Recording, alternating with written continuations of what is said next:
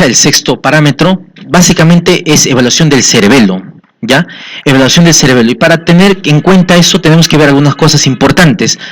La representación filogenética del cerebelo, ¿ya? Tenemos una parte del lóbulo posterior, ¿sí? Que es el neocerebelo, ¿sí? La parte anterior, que es el lóbulo anterior, que es el paliocerebelo, y la parte más antigua del cerebelo es el arquicerebelo, que es el nódulo flóculo nodular. Acá tenemos la representación, el homúnculo, ¿sí? En el cerebelo. Chicos, en verdad todo el cuerpo tiene un homúnculo. Tenemos homúnculo en la corteza, homúnculo motor, homúnculo sensitivo. Tenemos un homúnculo en la cápsula interna, también hay un homúnculo. Homúnculo es la representación del cuerpo, este cuerpito, ¿sí? En cada estructura de lo que tenemos. Por ejemplo, yo decía, en la corteza hay un homúnculo, ¿no? La mano, el pie, la cabeza, todo. En la cápsula interna también hay un homúnculo bien pequeñito. Es por eso que a nosotros nos ayuda mucho a decir dónde está la lesión, en qué parte está, si es anterior o posterior. Igualito acá, en el cerebelo también tiene su homúnculo. Ven acá la representación de este marciano que está acá. ¿Ya? Ven acá, en la parte del medio tiene que ver con lo que es la estabilidad, por ejemplo, ¿ya? Lo que es el tronco, ¿ya? A comparación de los hemisferios cerebelosos, que tienen que ver con la metría, ¿ya? Del movimiento, ¿ya? Listo. Vamos a pasar esto. A ver, no hay una... Ahí está. Ahora, tenemos varias alteraciones, en verdad. Es un poco más complejo esto, pero vamos a tratar de hablar un poco de las alteraciones del cerebelo. Entonces, al evaluar el cerebelo tenemos varios parámetros para evaluar, ¿ya? Uno es la metría, ¿ya? La metría que tiene que ver con el movimiento, el inicio y el final del movimiento. Ahí vemos las dismetrías, que básicamente vamos a evaluar al paciente sentado, por lo general, ¿sí? Sentado, y vamos a tratar de hacer movimientos de conjugación alterna a veces, ¿sí? En donde ya más de una vez ha conocido el famoso índice nariz. Es un examen de metría que tiene que ver con la capacidad del paciente de poder llegar a un estímulo, y tiene que ver con coordinación. En el cerebelo tenemos 4 núcleos importantes, ¿ya? De estos 4, el dentado que está a nivel hemisférico, tiene que ver con la coordinación, la metría, ¿ya? Entonces, cuando hay problemas hemisféricos cerebelosos, chicos, el paciente tiene una dismetría, el paciente no completa el movimiento, ¿ya? Y básicamente puede haber una hipermetría, el paciente se pasa del estímulo. Por ejemplo, yo soy el paciente, él es el examinador, ¿ya? Me dice lo siguiente: señor, por favor, lleve su índice, el índice de su nariz a mi dedo, de su nariz a mi dedo. Yo hago esto. El paciente con hipermetría, ¿qué hace? Pasa nariz y se pasa. Pasa. El paciente con hipometría de la nariz no llega. Tiene que ver con coordinación, ¿ya? Básicamente, y la parte de metría en lo que es el hemisferio cerebeloso, ¿sí? Listo. Pasamos a otro, la disdiadococinesia, movimientos alternados, ¿sí? De conjugación, básicamente, en donde tenemos que ver, ahí funciona lo que es el vérmix y el hemisferio cerebeloso, ¿sí? Las vías, hay 2 vías importantes que se mueven ahí, las cerebelosas y las córtico-cerebelosas. Y entonces, cuando una persona está evaluando la disdiadococinesia, ve movimientos alternados en donde hay múltiples formas de hacer eso, ¿sí? Básicamente el famoso conocido, que lo han hecho en emergencia más de una vez para ver si es periférico o es central, ¿sí? Movimientos alternados, ¿sí? Señor, por favor, en una mano, haz esto, ¿ya? El paciente con adiadococinesia o con disdiadococinesia no puede. A veces ha pasado, no sé si ustedes lo han visto, que al paciente puede hacer esto. No lo completa. Lo normal es esto. Para ustedes sí es fácil. Pero el paciente con un síndrome cerebeloso hemisférico netamente, que tiene disdiadococinesia o adiadococinesia, el paciente no lo completa, no coordina, ¿ya? Entonces, disdiadococinesia positivo, ¿ya? O adiadococinesia, no completa el movimiento, ¿sí? Otra forma de ver dismetría, vemos el famoso talón-rodilla. Hay 2 formas de hacer de evaluar esto, ¿sí? Que el paciente doble obviamente la cadera primero y luego la rodilla, ¿sí? Llegue el talón a la rodilla, y lo que uno valora es que llegue el talón a la rodilla, punto 1. Punto 2, que pase por la espina de la tibia, ¿ya? Que pase de manera por el y lo ponga a un costado. Aumenta la sensibilidad de este examen cuando el paciente, acá tenemos, ¿dónde no sé? Ahí está.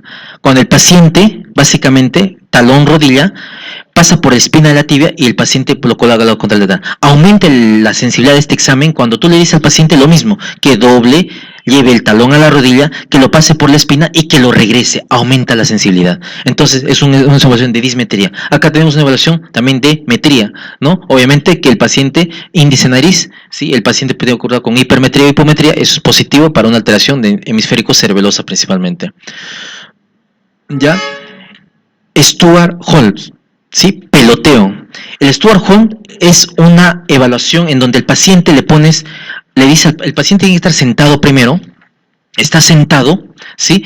Y le dices lo siguiente: señor, con la mano derecha uno sostiene la mano que va a mover el paciente y hace contrafuerza, protegiendo que no se golpee. El paciente va a tratar de jalar la mano hacia su lado, y tú bruscamente, en el caso del examinador, suelta bruscamente, y el paciente, ¿qué hace? Se golpea. Le llaman peloteo, mal llamado peloteo. El verdadero signo se llama Stuart Hall, en donde fue un evaluador, en donde básicamente lo describe y lo completa. ¿Y por qué se genera eso? Un paciente con un síndrome cerebeloso, chicos, por lo general la fuerza está muy bien. Hay una disociación o hay una alteración entre los músculos agonistas y antagonistas, que es controlado por la vía cerebelosa, específicamente el núcleo dentado y el fastigio. Estos controlan esta vía y básicamente por eso no pueden, los músculos agonistas no saben en qué momento parar, o los antagonistas no saben en qué momento detener. Entonces, ¿qué hace el paciente? Se golpea. Uno lo hace sentar al paciente. Stuart Holmes, lo mismo, el paciente se golpea, ¿ya? Lo hace sentar al paciente, no tengo la imagen, se lo hace sentar al paciente, ¿sí? Y comienza a buscarle los reflejos, patelar, y el paciente tiene reflejo pendular. Por lo general, el reflejo osteotendinoso se agota, chicos. Es un reflejo monosináptico y esto se agota. En un paciente que tiene alteración de vía cerebelosa, este reflejo permanece constante, péndulo, ¿sí? Péndulo, básicamente por alteración de vía hemisférica cerebelosa, o sea, del hemisferio del cerebelo, ¿sí? Y pasamos con las famosas ataxias. Entonces, no hay un paciente cerebeloso que no tenga una ataxia. Entonces, para hablar de ataxias, hay diferentes tipos de ataxias: una ataxia sensitiva, una ataxia cerebelosa y una ataxia vestibular, netamente, ¿ya? La ataxia sensitiva se va a presentar en un paciente que tiene alteración obviamente sensitiva por múltiples formas. O sea, va a haber alteración en la percepción, ¿sí? Ya sea por una neuropatía periférica, netamente por una alteración de segunda motoneurona, ¿sí? Un paciente que tiene un tabes dorsal antes conocido, la famosa sífilis, ¿sí? Ahí había alteración de cordones posteriores también, ¿sí? Una degeneración combinada de la médula en este paciente. Estos pacientitos básicamente son muy frecuentes. Vienen pacientes enólicos, ¿sí? Les gusta la vía bohemia, ¿sí? Y de manera crónica, que hacen, depletan la vitamina B12 y los cordones posteriores de la médula se comienzan a degenerar, y como por atrás viajan la vía profunda, sensibilidad profunda, ¿sí? Se comienza a degenerar, y el paciente, como no siente, tiene una marcha atáxica. El paciente con ataxia, como no siente, hace esto. Tiene que sentir el piso. Punto 1, mira el piso, ¿sí? Y obviamente está constantemente aumentando la base de sustentación. Son típicos de una ataxia, independientemente de la ataxia que se presente, porque se puede presentar de la misma manera, ¿sí? Pero el paciente con ataxia sensitiva netamente golpea el piso, básicamente golpea el piso. Ahora, Romberg positivo o negativo. Romberg, ¿alguien sabe cómo es el Romberg? ¿Qué es Romberg? ¿Cómo es, doctora? ¿Cómo es? ¿Ya?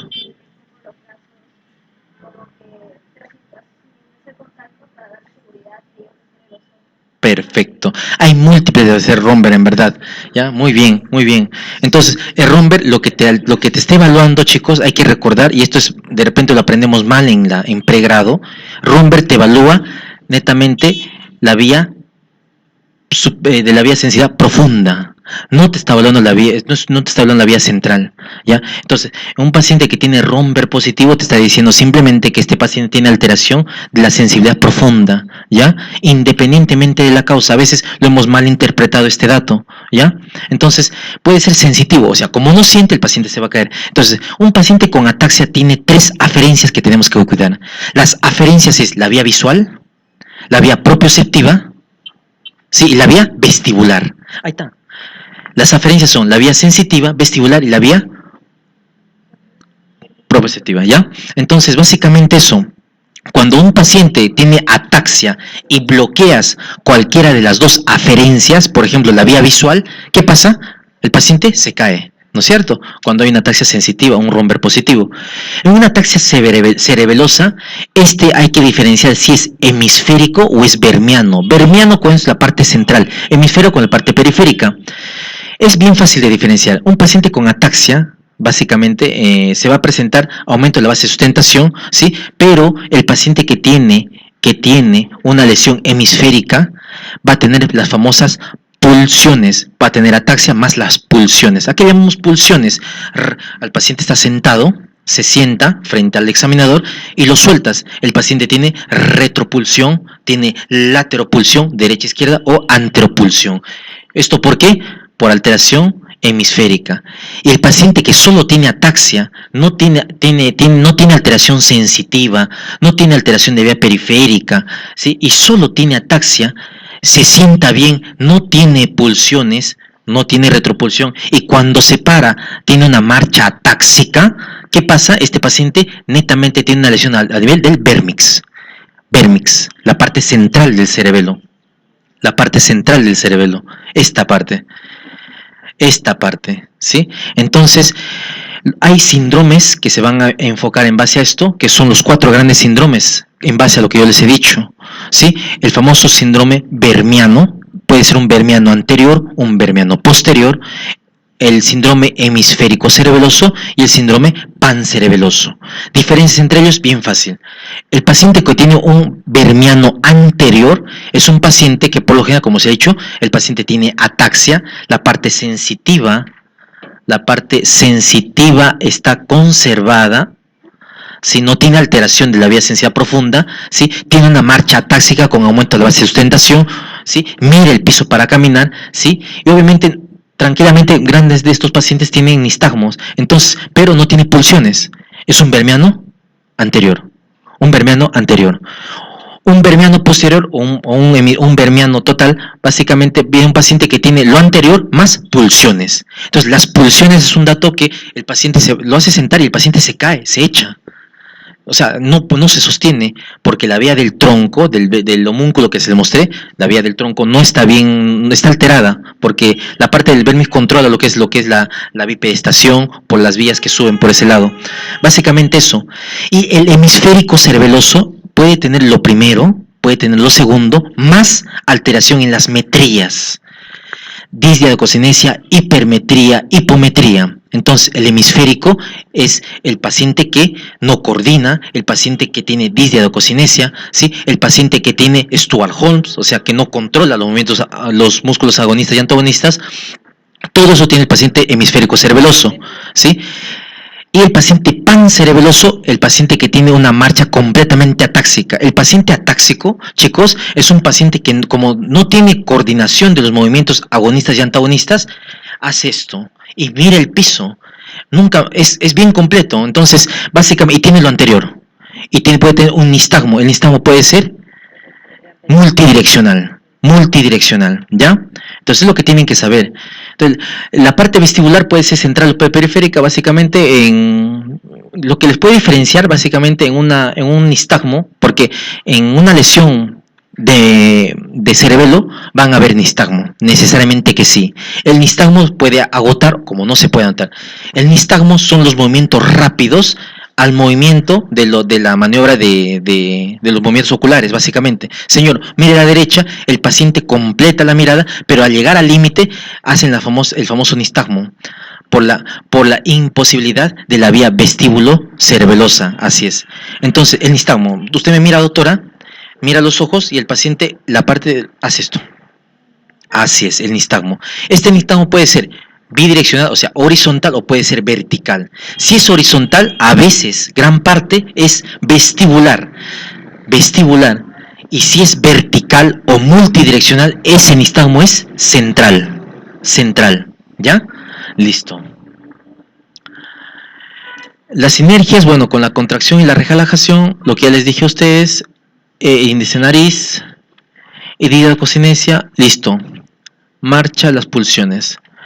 Acá tenemos los 4 síndromes que les he dicho: el síndrome cerebeloso medio vermiano, ¿sí? El síndrome cerebeloso lateral, el pancerebeloso, el que tiene que ver con compromiso de las conexiones cerebelosas, ¿sí? Y terminamos la parte casi final, ¿sí? Con los signos meningios. Chicos, a ver, alguien que me diga cuáles son los signos meningios. ¿Ya lo mencioné hace un rato? ¿Cómo? A ver, alguien que me diga, doctora, usted, signos meningios. Rigidez de nuca, muy bien. ¿Alguien que le salve? Vamos, muy bien. Fotofobia, no. La doctora me ha mencionado, me ha dicho rigidez de nuca, cefalea, fotofobia. Todo eso puede ser un síndrome meningio, es otra cosa, ¿no? ¿Sí? Pero los signos básicamente, irritación meningia, lo que usted me menciona básicamente es una meningitis, ¿no? Pero lo que digo yo, ¿cuáles son los signos meningios? Signos que uno ve, que busca. Rigidez de nuca, hasta ahí estamos bien, todos nos entendemos. ¿Qué más? No. Kerning, ¿no? Escuchas el famoso Kerning, el famoso Brusinski, y un dato que van a encontrar ahora, el Joel Accentuation. Son 4 en verdad. Lo que tienen que ustedes saber para su examen son esos 3 principales. Mira, acá hay un estudio, chicos, mira, les traje básicamente recopilación, ¿sí? En donde comparan, en verdad, los signos meningios también tienen una sensibilidad y una especificidad, ¿sí? Si un paciente tiene signos meningios, es altamente probable que tenga un proceso, obviamente una meningitis, una encefalitis, netamente, ¿ya? O sea, es fuerte la respuesta, pero la ausencia de signos meningios en un paciente no te va a descartar un proceso meningio infeccioso, ¿ya? Entonces, tienen varios estudios, obviamente tienen una sensibilidad alta. Si encuentran un Kerning, chicos, un Brusinski, básicamente este paciente tiene alta sospecha de un proceso meningio instalado. Ahora, ¿cómo se evalúa o cómo es lo que les interesa a ustedes, no? Listo. Rigidez de nuca, fácil. Lateralizas primero tienes que constatar que el paciente no tenga una lesión a nivel cervical, de todas maneras. Otro, te puedes colocar en la parte lateral posterior del paciente, y en donde tienes que evaluar básicamente la resistencia que hace a lateralizar la cabeza, ¿sí? Por lo general hay rigidez de nuca cuando el inicio es suave y el terminar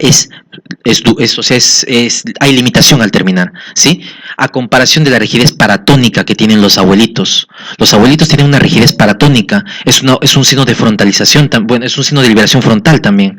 Sí, es de inicio y final brusco, o sea, tardas en mover, pareciera que el paciente tiene una artrosis cervical, o sea, así duro. Este paciente con signos meningios, aparte que hay resistencia al moverlo, te genera dolor y dolor. ¿Por qué? Irritas la meninges. ¿Saben ustedes cuál es la inervación de la meninge? ¿Alguien se acuerda que he mencionado hace un rato? Por el quinto. El quinto tiene una gran cosa. El quinto, mira, C1, C2 y el quinto. Entonces es la inervación de las meninges. Entonces las meninges irritan y duelen por lesión de estos nervios, ¿sí? Son captados por los nervios y ahí básicamente se manifestará a través del dolor, ¿ya? Entonces, a veces este paciente la estás moviendo la parte de la cervical, y ¿qué haces? Puede generar dolor y puede generar náuseas y vómitos por la turbulencia que hay. Entonces los chinos, solo para decirles una cosa, los chinos sacaron este signo, el Joel Accentuation, que es mucho más sensible, ¿ya? Es lo mismo que rigidez de nuca, pero más rápido. Que generas turbulencia del líquido subarachnoideo, como hay irritación meningia, generación de náuseas, hay irritación del cuarto ventrículo, náuseas y vómitos explosivos. El paciente vomita. Es por eso que tú tienes que hacer, ¿dónde tienes que poner? En la parte de atrás. Te pones en la parte de la cabecera del paciente. Esa es verdad, es así. Si no es así. Listo. Entonces, que te colocas en la cabecera del paciente, en la cabecera, y con las 2 manos haces esto. Así es. Haces esto. Y el paciente se queja de dolor o vomita, ¿sí? Lo mismo de irritación, pero mucho más rápido, por el lapso de 1 minuto, ¿ya? Entonces, tiene que quedar claro, chicos, cómo se hace también el Brusinski. El Brusinski es la hiperextensión, hiperflexión, ¿sí? Del cuello, el mentón, al tórax, claro, de manera continua, ¿sí? Y básicamente la flexión, ahí va a generar la irritación meningia. El paciente, ¿qué va a ver? Va a haber acá, una flexión de las rodillas, como quien paleando o disminuyendo, que este evento hace que disminuya el dolor, ¿sí? Y lo otro, el Kerning. ¿Alguien sabe cómo es el Kerning? Kerning, ya para terminar. Kerning. Mire, acá tiene que quedar claro esto, chicos. Mira, la flexión en 90 grados de la rodilla, de la cadera, flexión en 90 grados de la rodilla, ¿sí? Hasta ahí estamos bien, todos creo que lo hemos hecho bien, hasta ahí. Lo que tiene que hacer es lo siguiente, las articulaciones generan un poquito de resistencia. ¿Qué haces? Flexionas un poco para disminuir esa resistencia y hiperextiendes bruscamente la rodilla, ¿sí?